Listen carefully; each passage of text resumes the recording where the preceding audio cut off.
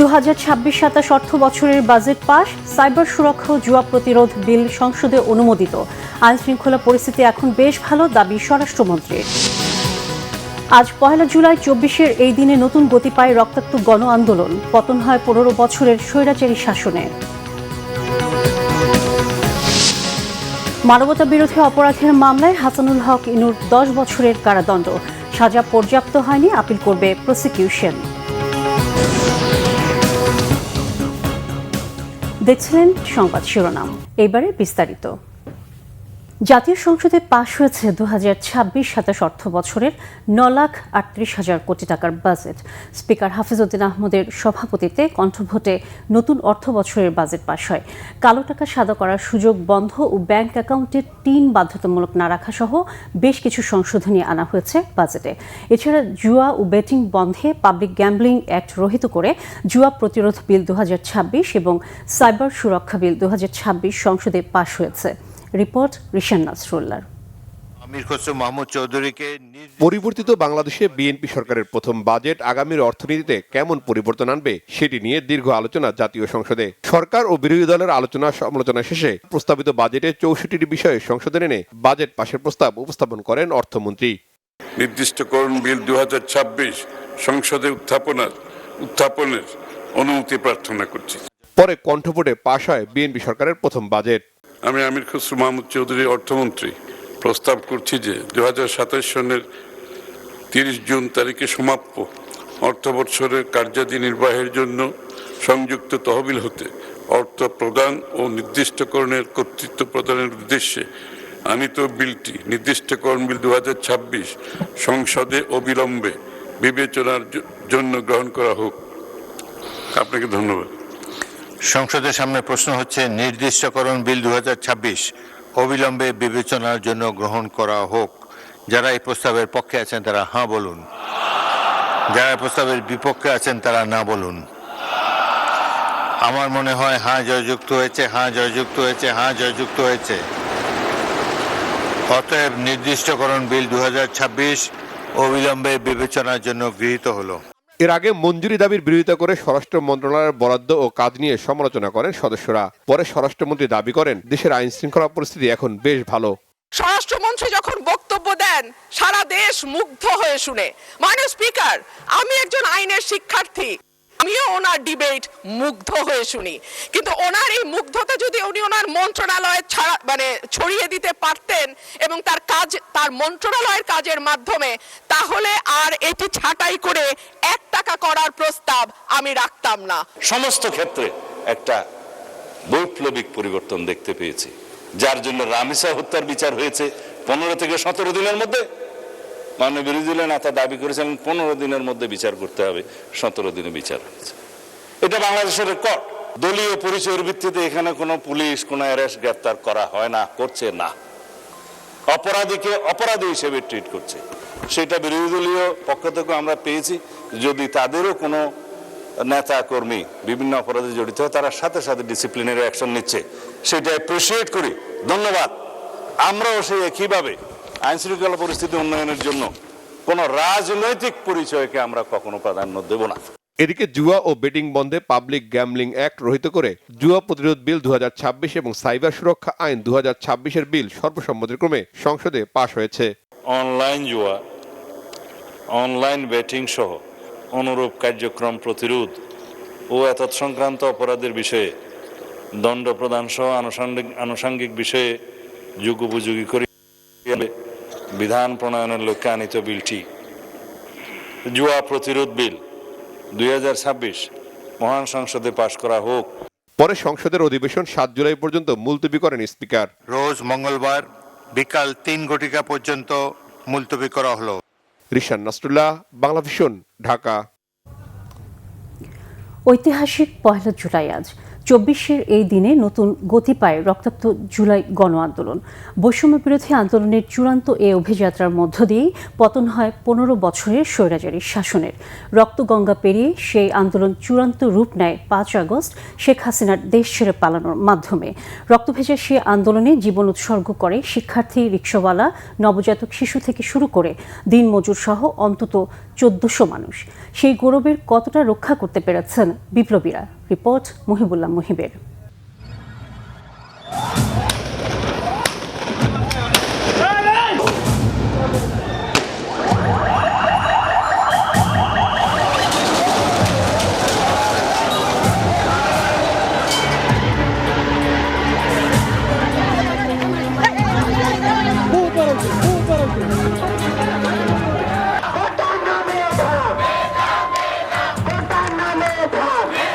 বাংলাদেশের সাম্প্রতিক ইতিহাসে এক গুরুত্বপূর্ণ রক্তাক্ত অধ্যায়ের নাম জুলাই, যার সূচনা ছাত্র অধিকার পরিষদের কোটা সংস্কার আন্দোলনে, যেখান থেকে দানা বাঁধে অযৌক্তিক কোটা প্রথা বিলোপের দাবি। সরকারি চাকরিতে কোটা ব্যবস্থা পুনর্বহালে আদালতের রায়কে কেন্দ্র করে শিক্ষার্থীদের মাঝে বাড়তে থাকে অসন্তোষ। বিভিন্ন বিশ্ববিদ্যালয়ে শুরু হয় বিক্ষোভ, মানববন্ধন ও সমাবেশ। শিক্ষার্থীরা দাবি তোলে কোটা ব্যবস্থার যৌক্তিক সংস্কার এবং মেধাভিত্তিক নিয়োগ নিশ্চিতের। সকল কলেজ ও বিশ্ববিদ্যালয়ে ক্লাস পরীক্ষা বর্জন ও ছাত্র ধর্মঘট পালিত হবে। রাষ্ট্রীয় প্রতিষ্ঠানের উপর অনাস্থার কারণে আন্দোলন হতে থাকে তীব্র থেকে তীব্রতর। এর আগেও জাতীয় সংসদে কোটা বাতিলের ঘোষণা দিয়ে তা বাস্তবায়নে গড়িমসি করে শেখ হাসিনা সরকার। সামাজিক যোগাযোগ মাধ্যমে বাড়তে থাকে সরকারের অনিয়ম, দুর্নীতি আর নানা অসঙ্গতিতে মানুষের ঘৃণা আর ক্ষোভ। কোটা সংস্কারের 4 দফা দাবিতে বৈষম্য বিরোধী ছাত্র আন্দোলনের ব্যানারে শুরু হয় শিক্ষার্থীদের লাগাতার কর্মসূচি। 2 থেকে 6 জুলাই দেশে ছড়িয়ে পড়ে দ্রোহের আগুন। আসে বাংলা ব্লকেডের মতো কর্মসূচি। ওই কর্মসূচিতে শিক্ষার্থীদের উপর হামলা করে ছাত্রলীগ ও পুলিশের পেটোয়া বাহিনী। আন্দোলনরত শিক্ষার্থীরা রাষ্ট্রপতি বরাবর স্মারকলিপি দেয় 14 জুলাই। দিনটিতেই শেখ হাসিনা আন্দোলনকারীদের রাজাকারের নাতিপুতি নামে তাচ্ছিল্য করেন। তা আন্দোলনের আগুনে ঘি ঢালে। আন্দোলনের দাবানল ছড়িয়ে পড়ে গোটা বাংলাদেশে। মুক্তিযুদ্ধের সন্তান নাতিপুতিরা কেউ মেধাবী না, যত রাজাকারের বাচ্চারা নাতিপুতি হলো মেধাবী, তাই না?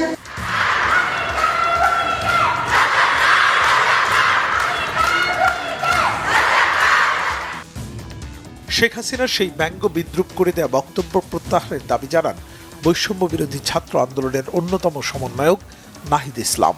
সারা দেশের সকল ক্যাম্পাসে বিক্ষোভ মিছিল ও সমাবেশ অনুষ্ঠিত হবে। 16 জুলাই অগ্নিস্ফুলিঙ্গ ছড়িয়ে পড়ে রাজপথে। এদিন পুলিশের গুলিতে শহীদ হন রংপুর বেগম রোকেয়া বিশ্ববিদ্যালয়ের সমন্বয়ক আবু সাইদ সহ 5 জন। এরপর কমপ্লিট শাটডাউনের সাথে চলে সর্বাত্মক অবরোধ। বন্ধ করে দেয়া হয় ইন্টারনেট। দেশে বিদেশে বাড়তে থাকে সরকার বিরোধী জনমত। সমন্বয়ক নাহিদ ইসলামকে গুম করে রাষ্ট্রীয় বাহিনী। পরে গুরুতর আহত অবস্থায় পূর্বাঞ্চলে ফেলে যাওয়া হয় তাকে। একদিকে চলে গ্রেফতার, নির্যাতন, হত্যা, অন্যদিকে সমন্বয়কদের সাথে সমঝোতা করতে সরকারের 3 প্রতিনিধির বৈঠক। 8 দফা দাবি থেকে 22 জুলাই 4 দফা দাবি জানিয়ে 48 ঘন্টার আলটিমেটাম দেন নাহিদ ইসলাম, যেখানে ইন্টারনেট চালু, ক্যাম্পাস থেকে আইনশৃঙ্খলা বাহিনী প্রত্যাহার করে ক্যাম্পাস চালু এবং কারফিউ প্রত্যাহারের ঘোষণা আসে সরকারের পক্ষ থেকে। ততক্ষণে আন্দোলনে ঝরে যায় অসংখ্য প্রাণ, আহত হাজারো মানুষ। তাদের তালিকা তৈরি ও হামলায় জড়িতদের চিহ্নিত করার দাবি ওঠে 25 জুলাই। 26 জুলাই নাহিদ ইসলাম সহ 3 সমন্বয়ককে রাজধানীর গণস্বাস্থ্য নগর হাসপাতাল থেকে তুলে নিয়ে যায় সাদা পোশাকধারী আইনশৃঙ্খলা বাহিনী। 27 তারিখে আরও 2 সমন্বয়ককে নেওয়া হয় ডিবি হেফাজতে। 28 তারিখ রাতে তাদেরকে জাতির সামনে এনে করা হয় সংবাদ সম্মেলনের নাটক। এরই মধ্যে সারা দেশের দেয়াল ছেয়ে যায় গ্রাফিতিতে। হত্যা, গণগ্রেফতার, হামলা, মামলা ও গুমের প্রতিবাদে 31 জুলাই সারা দেশে পালন করা হয় মার্চ ফর জাস্টিস। 1 আগস্ট ছেড়ে দেয়া হয় গোয়েন্দা হেফাজতে থাকা 6 সমন্বয়ককে। 2 আগস্ট শুক্রবার সারা দেশে চলে গণদোয়া ও গণমিছিল। 3 তারিখে কেন্দ্রীয় শহীদ মিনারে লাখো জনতার জমায়েত। সেখান থেকেই আসে অসহযোগ আন্দোলনের রূপরেখা।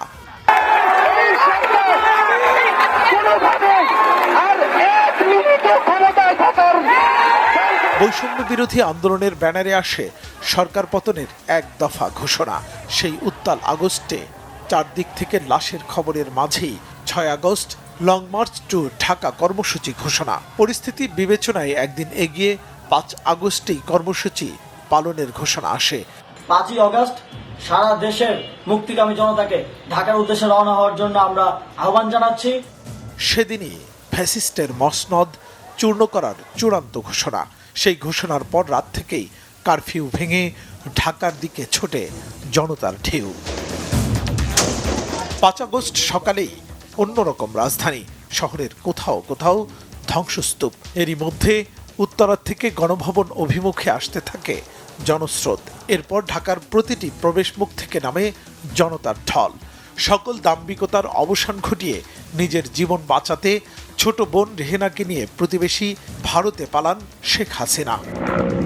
এত রক্ত আর এত জীবনের বিনিময়ে যে নতুন বাংলাদেশের স্বপ্ন দেখেছিল এদেশের মানুষ, সেই স্বপ্ন পূরণের পথে কতটা হাঁটছে বাংলাদেশ, এই প্রশ্ন এখন সবার। মুহিবুল্লাহ মুহিব, বাংলা ভিশন, ঢাকা। জুলাই গণ অভ্যুত্থানে আওয়ামী দুঃশাসনের বিরুদ্ধে 17 বছরের ধারাবাহিক আন্দোলনের সর্বোচ্চ বহিঃপ্রকাশ ঘটেছে বললেন বিএনপির সিনিয়র যুগ্ম মহাসচিব রুহুল কবির রিজভী। জুলাই আগস্ট গণ অভ্যুত্থানে নিহত শহীদদের স্মরণে রাত 12টা 1 মিনিটে কেন্দ্রীয় শহীদ মিনারে জাতীয়তাবাদী ছাত্রদল আয়োজিত মোমবাতি প্রজ্বলন অনুষ্ঠানে এই কথা বলেন তিনি। রিজভী বলেন, জুলাইয়ের শহীদদের স্মৃতি দেশের মানুষকে সবসময় অন্যায়ের বিরুদ্ধে এগিয়ে যাওয়ার প্রেরণা যোগাবে। তিনি আরও বলেন, এই আলোর প্রজ্বলন শুধু একদিনের জন্য নয়, প্রতিদিন সবকটা জানালা খুলে রাখতে হবে, যেন কোনো অগণতান্ত্রিক স্বৈরাচারী শক্তির আর কখনো আগমন ঘটতে না পারে। আলোয় আলোয় স্মৃতি সমুজ্জ্বল শীর্ষকে মোমবাতি প্রজ্বলন অনুষ্ঠানে জুলাই আন্দোলনের শহীদদের স্মৃতির প্রতি সম্মান জানিয়ে 1 মিনিট নীরবতা পালন করা হয়। জুলাই গণঅভ্যুত্থান চলাকালে কুষ্টিয়ায় 6 জনকে হত্যাসহ 8 অভিযোগে করা মানবতা বিরোধী অপরাধের মামলায় জাসদ সভাপতি হাসানুল হক ইনুকে 10 বছরের কারাদণ্ড দিয়েছে ট্রাইব্যুনাল। 2টি অভিযোগে 1 লাখ করে মোট 2 লাখ টাকা অর্থদণ্ড দেওয়া হয়েছে। এটাকে ফরমাইশি রায় বলেছেন ইনু। এদিকে সাজা পর্যাপ্ত হয়নি উল্লেখ করে আপিল করার কথা জানিয়েছেন রাষ্ট্রপক্ষ। আন্তর্জাতিক অপরাধ ট্রাইব্যুনাল 2-এর চেয়ারম্যান বিচারপতি নজরুল ইসলাম চৌধুরীর নেতৃত্বাধীন 3 সদস্যের বিচারিক প্যানেল মঙ্গলবার এ আদেশ দেন। ইনুর বিরুদ্ধে 8টি অভিযোগ আনা হয়। এর মধ্যে 3 নম্বর অভিযোগে তাকে 10 বছরের কারাদণ্ড দেয় ট্রাইব্যুনাল। একই সঙ্গে 6 ও 7 নম্বর অভিযোগে 1 লাখ করে 2 লাখ টাকা ক্ষতিপূরণ এবং উভয় চার্জে 10 বছর করে দণ্ড দেওয়া হয়। এছাড়া 1, 2, 4, 5 ও 8 নম্বর অভিযোগে খালাস দেন আদালত।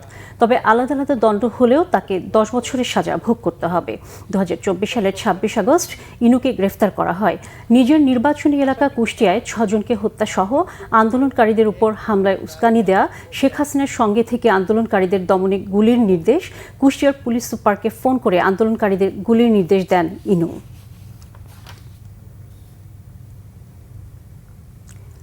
বর্ষার সময় পানি ধরে রাখতে তিস্তার ভাটিতে আরও একটি ব্যারেজ নির্মাণের কথা ভাবছে সরকার, জানিয়েছেন প্রধানমন্ত্রীর তথ্য উপদেষ্টা ডাক্তার জাহিদুর রহমান। তিস্তার পানির ন্যায্য হিস্সার কথা উল্লেখ করে উপদেষ্টা জানান, বাংলাদেশ তার স্বার্থে যে কোনো সিদ্ধান্ত নেবে, এতে অন্য কোনো দেশের উদ্বিগ্ন হওয়ার কিছু নেই। মঙ্গলবার সচিবালয়ে সরকারের কার্যক্রম নিয়ে সাপ্তাহিক ব্রিফিংয়ে তিনি বলেন, আওয়ামী লীগের কার্যক্রম যতদিন নিষিদ্ধ থাকবে ততদিন কোনো নামেই রাজনীতি করার সুযোগ নেই দলটির। শেখ হাসিনার বক্তব্য প্রচারের বিষয়ে গণমাধ্যমগুলোকে আইনের প্রতি শ্রদ্ধাশীল হবার আহ্বানও জানান প্রধানমন্ত্রীর এই উপদেষ্টা।